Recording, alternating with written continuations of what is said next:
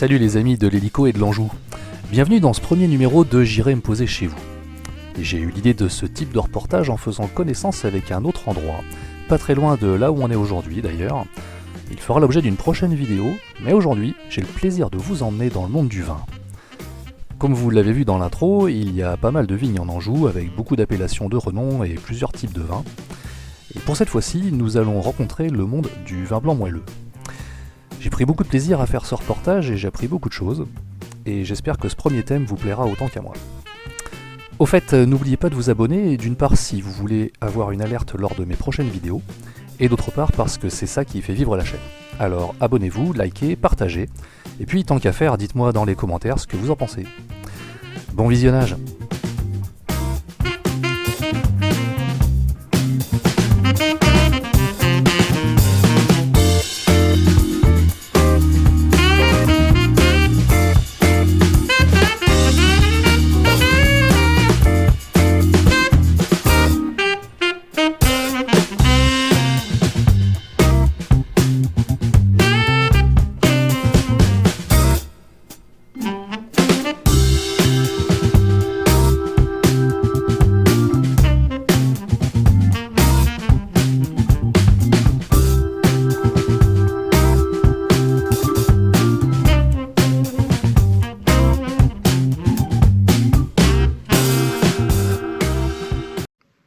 Bonjour, aujourd'hui j'ai pu me poser au domaine des Petits Carres, un domaine viticole qui a eu plusieurs récompenses, plusieurs années de suite, des médailles d'or à propos de ses Bonzo et ses Coteaux du Lion.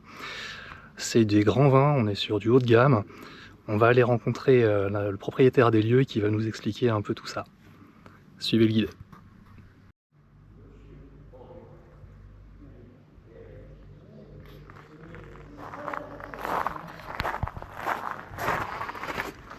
Alors, on a dit Coteaux du Lion. La photo derrière. C'est une parcelle qui est en pente à 30%. C'est une parcelle qui est plein sud.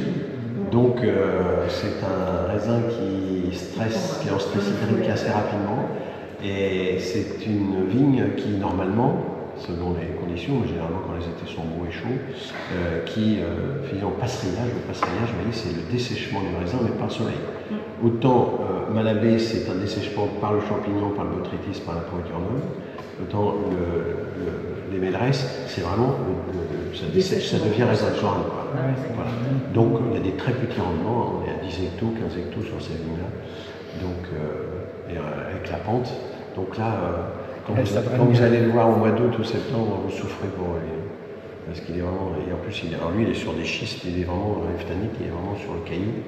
Vous voyez, à droite, c'est vraiment les sols, là. Vous voyez, les schistes francs, c'est vraiment les sols très caillouteux, vous voyez, très peu de terre. Les bonzos sont sur des schistes et de la phtanite, en fait. Il n'y a que sur le bonzo que nous avons de la phtanite.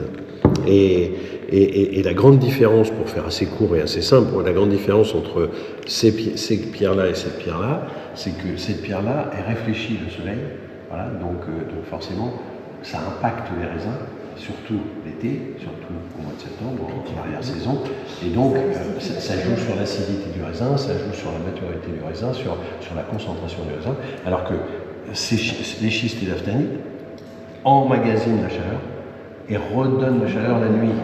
Donc c'est comme ça que sur une parcelle comme Malabé, on se retrouve avec une parcelle très bien exposée plein est, sur un schiste ephtanite, donc qui garde bien la chaleur, la restitution avec la rosée du matin, et donc après ça ventile bien, le soleil se lève, laisse tranquille cette parcelle-là l'après-midi, et donc elle n'a pas le stress du soleil de l'après-midi, donc c'est une parcelle qui botrytis très bien. Donc le botrytis, c'est le fameux champignon qui assèche, voilà, qui assèche le raisin. Donc ce qui nous fait que sur Malabé, on a tous les ans, on a une belle pourriture de l'eau. Voilà, et c'est là où on voit la force des sols, l'impact des sols sur le raisin, puisqu'on n'arriverait pas à faire des vins de type Bonzo sur nos coteaux de Léon, alors qu'il y a 350 mètres, 400 mètres de distance. Ouais, mais on n'est pas sur les mêmes sols. Là, par bonheur, nous voilà entrés dans une phase ensoleillée. Maintenant, il y a les grandes marées, on n'est quand même pas loin. Nous, on mesure bien l'impact des grandes marées. Donc, quand on voit arriver le front de l'ouest, là, voilà. Donc si l'anticyclone pouvait se maintenir le plus longtemps possible, ce serait formidable, parce que comme on n'a que des chenins, on a 100%, on a 26 hectares de chenins, ce qui veut dire qu'entre les premiers que l'on ramasse pour le crément, les blancs secs, et les derniers que l'on va ramasser pour ces concentrations-là, si on n'est pas précipité, c'est-à-dire que s'il n'y a pas des épisodes trop pluvieux qui nous obligent à ramasser très vite, on peut aller jusqu'à 8-9 semaines de vendange.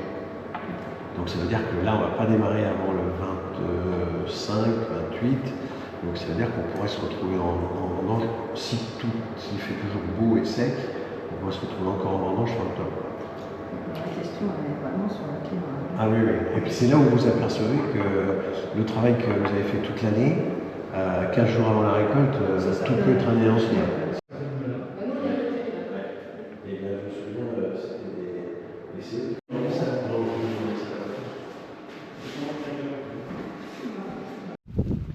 Donc là, c'est le début du domaine que vous avez ici. Donc ça, c'est pour nos créments.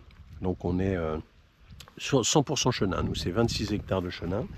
Donc il y a 4 associés sur ce domaine qui ont repris en 2022. Donc vous voyez, la différence entre nos créments, nos blancs secs et nos layons et nos bonzos, c'est que là, vous êtes sur une vigne qui est taillée avec la baguette et avec une quinzaine qui est entre 15 et 20 grappes, alors que sur les layons et les bonzos, on taille guillot de façon à avoir pas de baguette et à avoir beaucoup moins de raisin pour avoir une concentration plus forte. Alors qu'est-ce que vous appelez tailler à la baguette?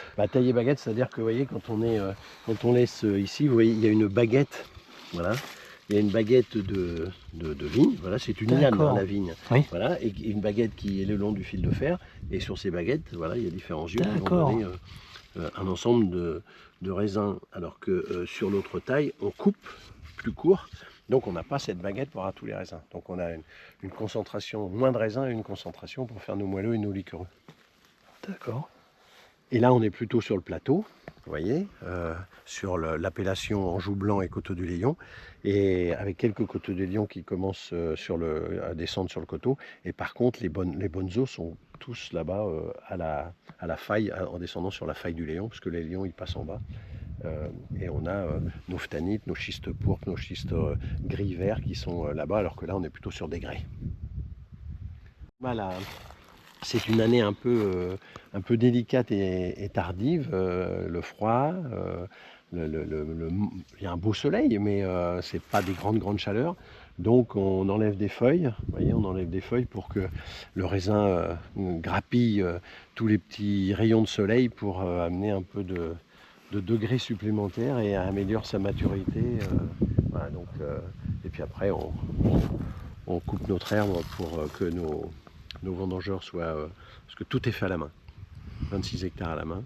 Donc soit plus dans le confort, et puis après voilà, on n'a plus besoin d'humidité, on a juste besoin de chaleur maintenant pour attaquer nos vendanges, mais on n'est pas en avance. Ouais, cette année, l'humidité, ça va, on a été assez servi quand même. Ouais. On a eu un printemps où l'humidité a été compliquée. Ouais.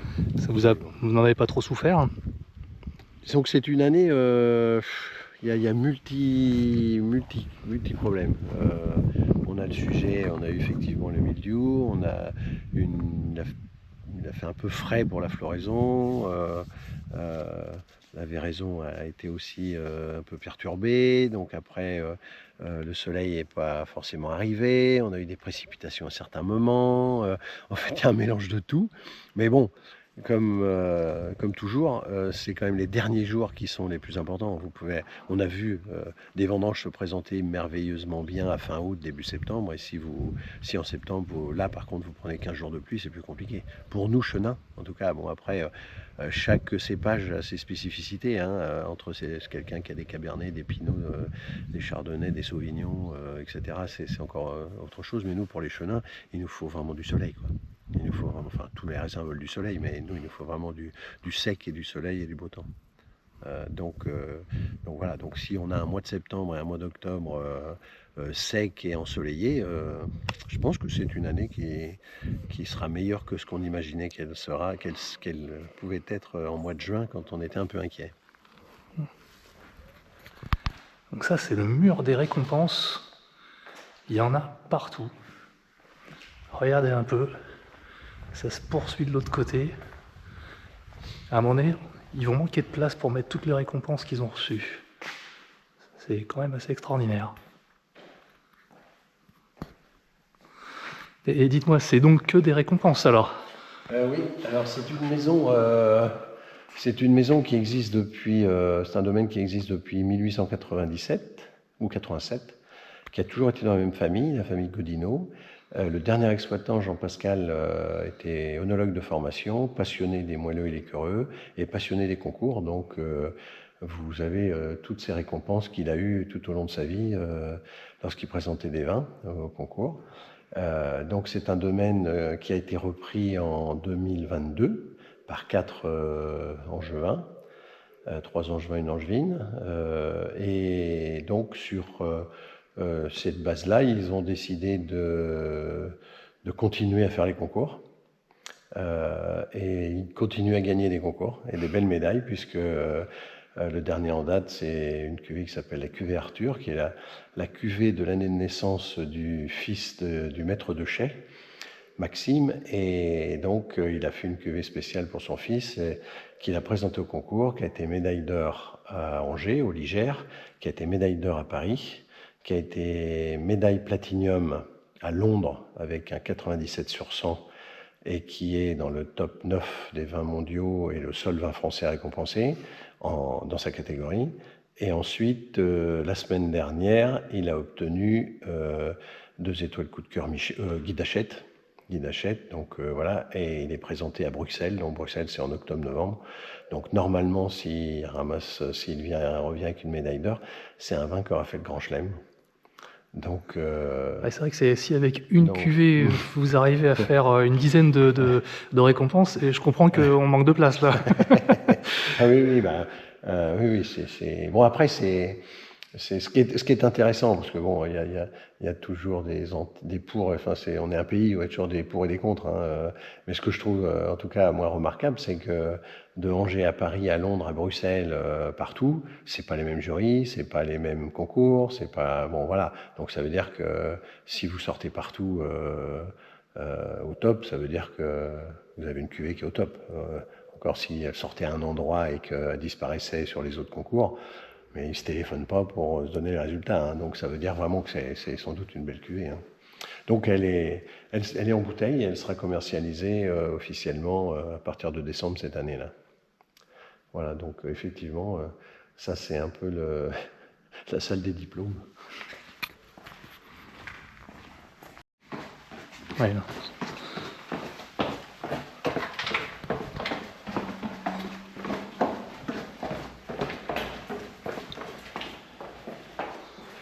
Donc il est vide pour l'instant, puisqu'il attend la récolte 2024. Donc dans ces barriques de 400 litres, on y fait 2 vins.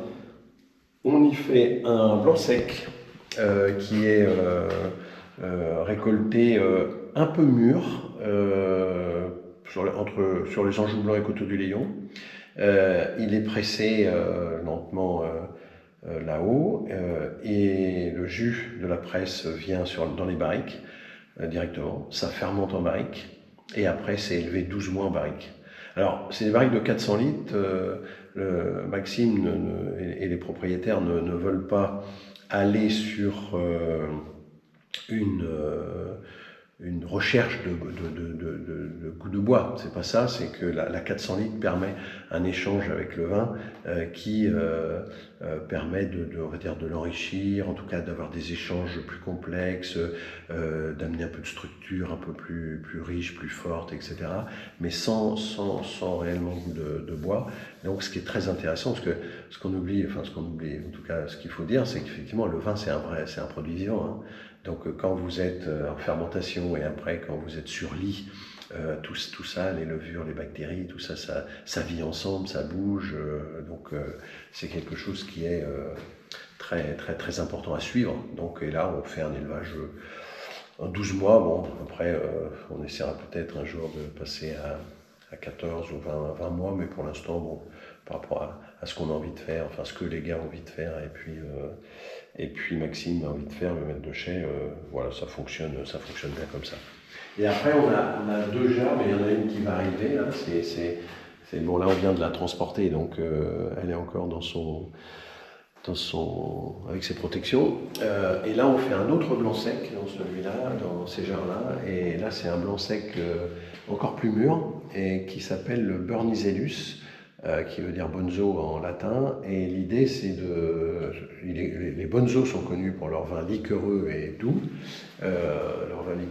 mais là c'est avant tout pour aller chercher les blancs secs, donc alors évidemment avec une maturité un peu plus forte que celui que je vous ai présenté avant, et là c'est une jarre. Et c'est là le maître de chai ne veut pas spécialement avoir d'échange entre le vin et la matière, puisqu'on est en matière quasi neutre là, hein, il n'y a pas d'échange. Par contre, la forme est intéressante et on est en micro-oxygénation, on est en milieu anaérobie. Voilà, donc la même chose, même principe, pressage, ça rentre dans la jarre, ça fermente dans la jarre. Voilà, et puis le gaz carbonique s'évacue, voilà, parce qu'il y a tout un système de serpentin. Bon, il peut arriver, c'est pour ça qu'on dit micro-oxygénation, il peut y avoir un peu d'oxygène qui rentre, mais très très peu. Et l'objectif là, c'est vraiment que le vin se nourrisse là aussi sur sa propre lie et s'enrichisse et soit travaillé comme ça. Et là, on reste pareil à peu près entre 12 et 14 mois en jarre. Vous faites 100% des opérations ici au domaine, c'est-à-dire évidemment culture, récolte, vinification, embouteillage, tout, vous n'avez aucun sous-traitant, vous faites tout ici. Alors, la mise en bouteille, c'est une société spécialisée qui vient, parce que bon, on n'a pas les volumes pour avoir notre propre chaîne de mise en bouteille, donc ça, c'est des prestataires qui vont chez les viticulteurs, qui sont très équipés, puis bon, il y a quand même, c'est un vrai travail d'hygiène, sécurité, etc., donc on décide des jours où on fait la mise en bouteille, donc voilà. Après, pour répondre à votre question, oui, nos vignes sont là, on entretient nos vignes, on a une équipe de saisonniers sur la taille, sur les bourgeonnages, sur tout le travail de la vigne pendant tout son parcours. Après les vendanges, tout est fait à la main tout le temps, et donc on récolte, voilà, c'est mis en bouteille, alors c'est élevé, après c'est mis en bouteille, et après c'est commercialisé. Par contre, on n'a pas de carte, si votre question c'est, on n'a pas de carte de négoce qui fait qu'il y a des vins qui arrivent d'ailleurs et qu'on transforme ou qu'on vend. Nous, on n'a que nos propres raisins de nos vignes, que l'on élève, enfin qu'on presse, qu'on fait fermenter, qu'on élève, et puis après que l'on vend. D'accord. Et vous me disiez tout à l'heure qu'il y avait une limite de production par rapport à l'appellation d'origine contrôlée. Ça c'est les AOC, ça oui. Donc les AOC, quand vous êtes en Anjou blanc, quand vous êtes en Coteaux du Léon, quand vous êtes en Bonzo, donc les appellations d'origine contrôlée ont un cahier des charges. Donc par exemple pour le Coteaux du Léon c'est 55 hectos et pour les Bonzo c'est 25 hectos. Donc on n'a pas le droit de faire un hectare de Bonneau, vous n'avez pas le droit de faire 30 hectos. Parce que, ce qui est logique, parce que ça veut dire qu'on va chercher une certaine concentration. Donc si on a plus de grappes, d'où l'histoire de taille des vignes, si on a plus de grappes, on est moins concentré. Si on est moins concentré, ben, on ne rentre pas dans les caractéristiques d'un Bonneau. Et là, alors, bon, il y a plein de raisons. Hein. Aujourd'hui, il y a des gens qui aimeraient bien enlever tous ces cahiers des charges et ces appellations d'origine contrôlée. Moi, je suis un défenseur, le domaine est les actionnaires du domaine sont des défenseurs des AOC. Après, si on veut faire un autre vin qui ne rentre pas dans ce cahier des charges, libre à chacun de faire un autre vin. Et là, il sera classé vin de France, avec une marque à vous, voilà. Mais les AOC ont un cahier des charges, ce qui permet aux consommateurs, en tout cas, d'avoir des vrais points de repère. Donc là, oui, on est en fait, c'est l'ancien chai barrique qui ne va pas complètement disparaître. On garde un certain nombre de barriques. On ne fera plus d'élevage ici. En tout cas, le domaine de chai ne fera plus d'élevage ici. Simplement, ça deviendra la vinothèque, puisque ce domaine a, sur 100 ans, à 71 millésimes sur 100, depuis 1906. Donc seront présentés tous les millésimes, et puis ce sera aussi une salle sensorielle où seront présentés aux clients dans le futur parcours onotouristique un peu les parfums que l'on trouve sur les chenins, les secs, les moelleux, les layons, l'exotique, l'abricot, le miel, le citron, etc. Donc voilà, donc ça fera partie du parcours touristique qui sera mis en place pour 2025. Je suis né pas très loin et je bois ce vin depuis que j'ai l'âge de boire du vin. Donc c'est une maison que je connaissais depuis toujours.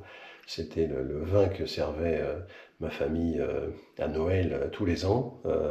Donc voilà, le jour où ce domaine a été, où le monsieur a pris sa retraite, donc effectivement, il y avait un certain nombre de solutions envisagées, et donc la solution de 4 familles angevines pour reprendre ce domaine a été une bonne décision, à mon sens. Alors comme je suis passionné du vin, et voilà, Ça se sent.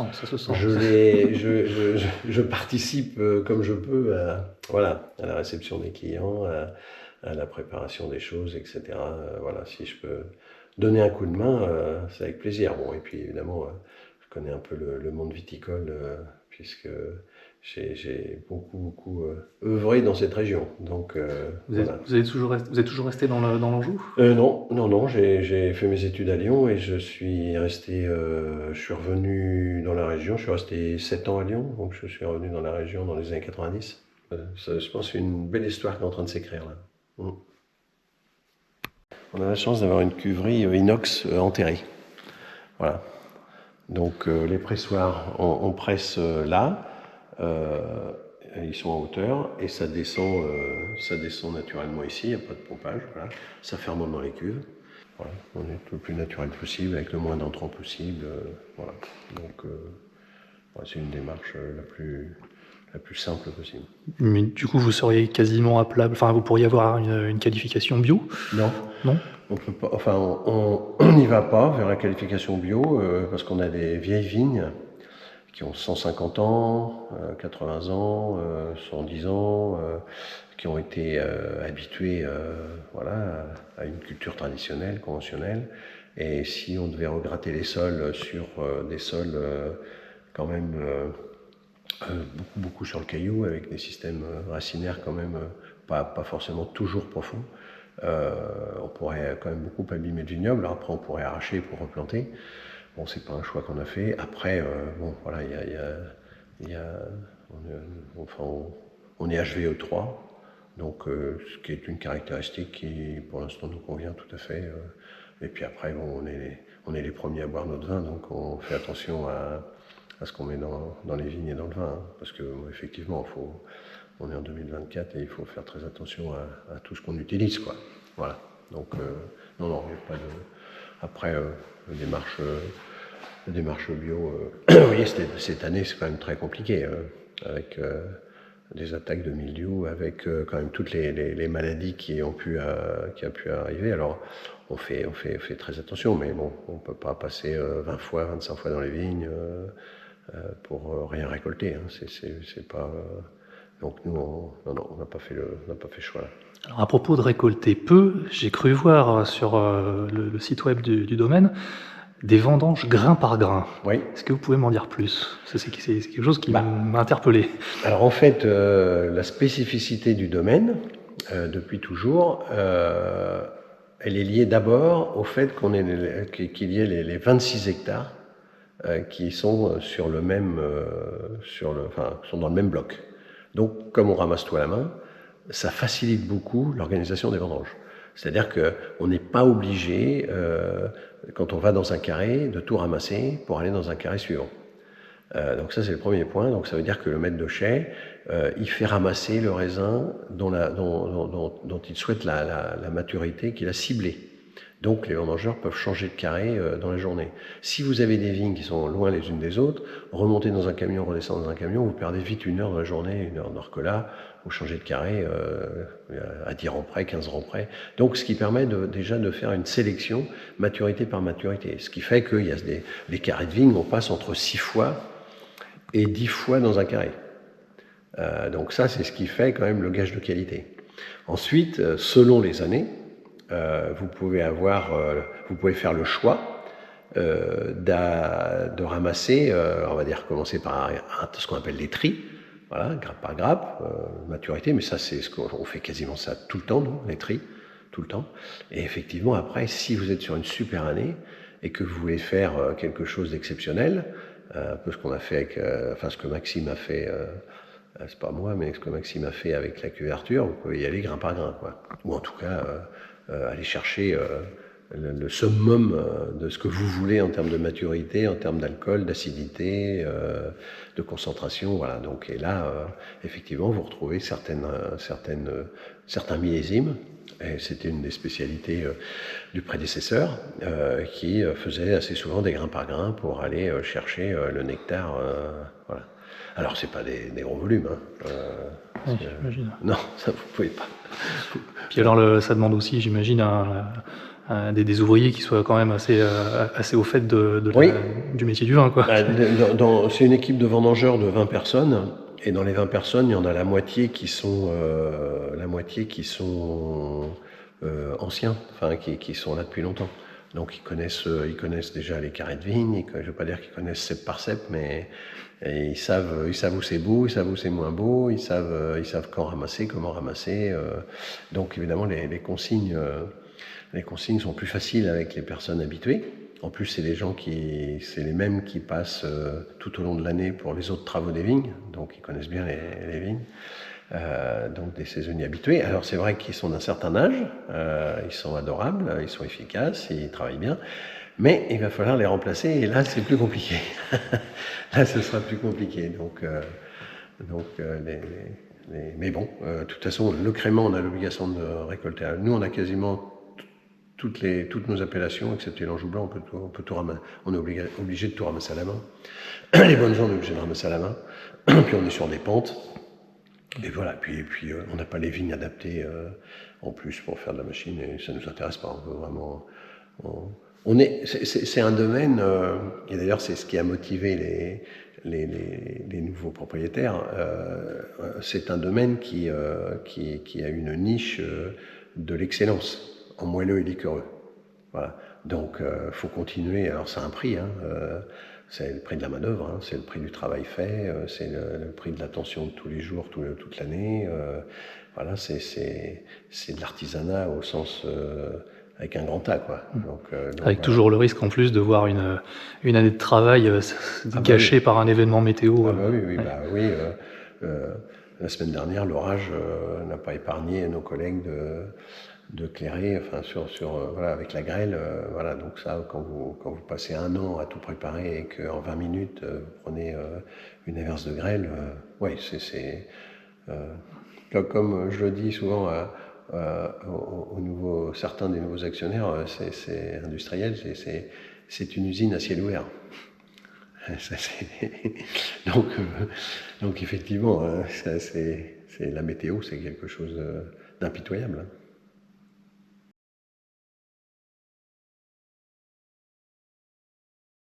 Pour faire simple, vous avez 3 grands univers chez nous. Vous avez l'univers des effervescents, donc avec 2 créments, voilà, qui sont là, 2 créments noirs. Vous avez après la famille des blancs secs, en joue blanc.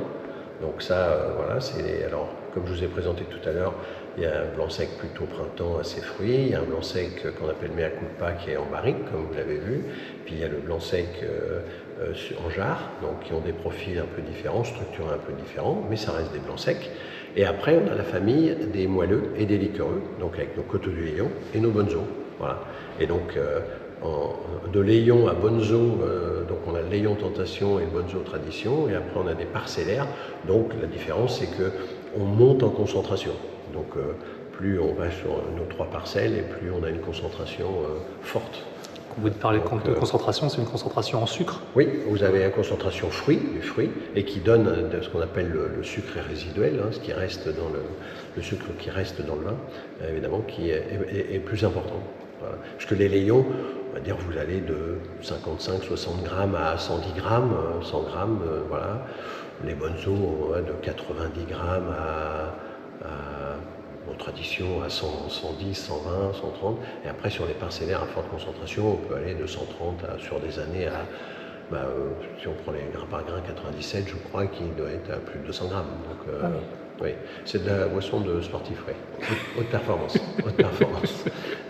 Non, mais par contre, si vous voulez, la force du chenin, à la différence d'autres cépages qui font des vins moelleux et liquoreux, la force du chenin, c'est un cépage qui a aussi une acidité intéressante, ce qui fait que ça apporte une fraîcheur. Et en dégustation, vous n'avez pas le côté sirupeux et le côté pesant du sucre qui arrive. Au contraire, en fin de bouche, vous avez vraiment cette fraîcheur liée à cette acidité.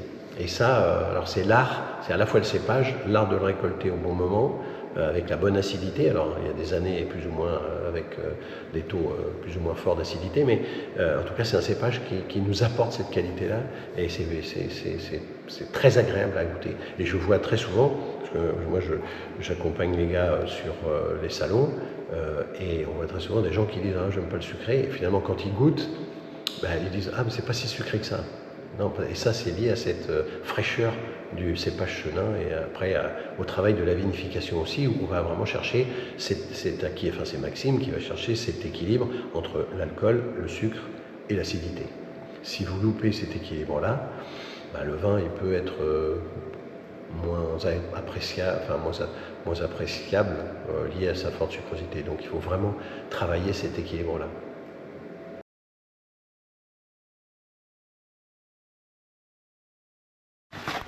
Vous n'êtes pas obligé de finir la bouteille. Vous remettez la bouteille au frigo et ça se conserve très bien. Donc il n'y a pas de problème de conservation. Et ça c'est... Et combien de temps on peut le garder après l'avoir mis au frigo? Un mois et demi. Ah oui, carrément. Ah oui. Et on garde en cave hein? Ah, en cave, 40 ans, 50 ans. Ah oui. Oui, Parce que sur du rouge, moi j'ai toujours entendu que les méthodes de vinification ayant beaucoup évolué, les vins de garde étaient de moins en moins nombreux plutôt, et que quand on garde déjà entre 5 et 10 ans, faut pas trop tarder à les boire. Alors, vous avez cité les vins rouges. Oui. Donc, et c'est vrai, je vous rejoins, c'est-à-dire que la viticulture ne fait plus tellement des vins pour la garde ou la conservation. Parce qu'on les boit tout de suite. Et d'ailleurs, les gens ont peut-être moins de caves, pas forcément la place dans les caves, et achètent plutôt au jour le jour, etc. Ils diversifient plus. Mais quand vous me parlez de chez nous, les Bonzo, les Léon, ça, c'est des vins qui sont structurés pour vivre longtemps. Hein. Nous, dans la cave, ça part à 1906. Alors, je n'irai pas le déboucher, il ne nous en reste pas beaucoup, je n'irai pas le déboucher, mais aujourd'hui, on fait goûter en millésime, on fait goûter des 97, des 85, des 95, des 2004, des 2011. Voilà, le 97 par exemple en ce moment se goûte très très bien. Merci pour toutes ces explications. Donc aujourd'hui au domaine des Petits Carres, on a rencontré un des copropriétaires qui nous a fait l'immense plaisir de nous faire visiter le domaine avec moult explications. Merci pour votre attention, merci pour votre accueil. Mais c'est moi qui vous remercie. Si vous aussi vous avez un lieu d'exception, un terroir particulier, une activité agricole ou industrielle que vous souhaitez nous faire découvrir, contactez-nous par la chaîne. Si on peut se poser chez vous, ça sera avec un grand plaisir qu'on fera un nouveau numéro de J'irai me poser chez vous. À bientôt.